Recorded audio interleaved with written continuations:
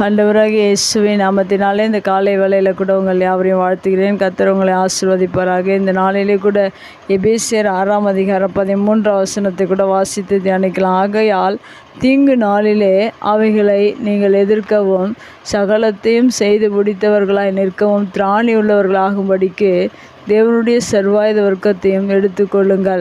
மிக அருமையான வேதவசனம். இந்த வேதவசனத்தின் கடைசியில் கூட தேவனுடைய சர்வாயுத வர்க்கத்தை எடுத்துக்கொள்ளும்படியாக சொல்லப்பட்டிருக்கிறது.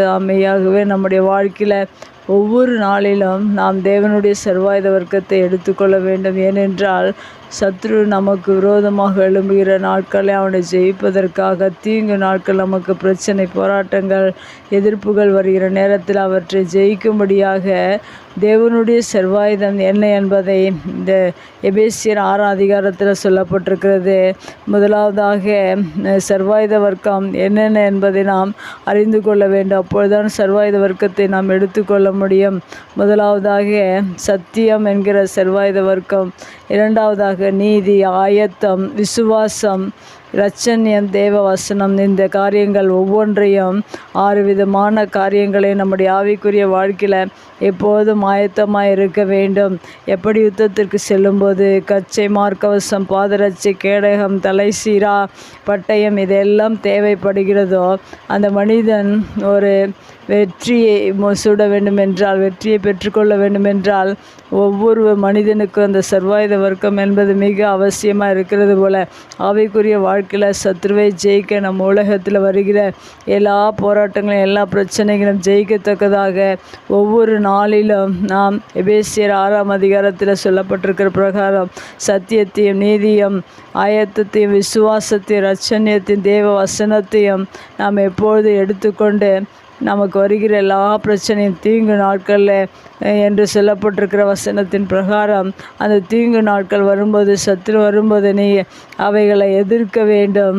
அவைகளை எல்லாவற்றையும் செய்து முடிக்கிறவர்களாக, ஒன்றும் தோல்வி அடையாதபடிக்கு செய்து முடித்து ஒரு வெற்றியுள்ள வாழ்க்கை வாழ்வதற்கு மிகவும் அவசியமாக இருக்க வேண்டியது என்னவென்றால், ஆவிக்குரிய மனிதனுக்கு சர்வாயுத வர்க்கம் மிகவும் முக்கியமாக இருக்கிற ஒவ்வொரு நாளும் வேத வசனம் என்கிற சத்தியத்தை நீங்கள் கட்சியாக கட்டிக்கொள்ள வேண்டும். இரண்டாவதாக நீதி என்கிற மார்க்கவசத்தை நீங்கள் தரித்தவர்களாக இருக்க வேண்டும். மூன்றாவதாக சமாதானத்தின் சுவிசேஷத்திற்குரிய ஆயத்தமாக இருக்கும். எப்போதும் நம் சுவிசேஷத்தில் ஆயத்தமாக இருப்பது மிக அவசியமாக இருக்கிறது. அடுத்ததாக அங்கே சொல்லப்பட்டிருக்கிறது, பொல்லாங்கனையும் அக்கினி அஸ்திரங்களை அவிழ்த்து போடத்தக்கதாய் எல்லாவற்றிற்கும் மேலாக விசுவாசம் என்னும் கேடகம் என்று சொல்லப்பட்டிருக்கிறது.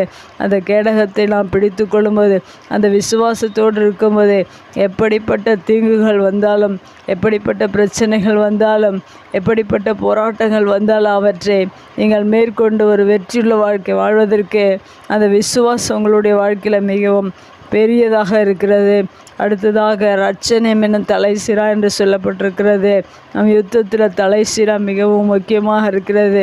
அதுபோல் ஆவிக்குரிய வாழ்க்கையில் இரட்சண்யம் என்பதை நாம் தலைசீராவாக அணிந்திருக்க வேண்டும். கடைசியாக இங்கே சொல்லப்பட்டிருக்கிறது, தேவ வசனமாகிய ஆவியின் பட்டயம் என்று சொல்லப்பட்டிருக்கிறது.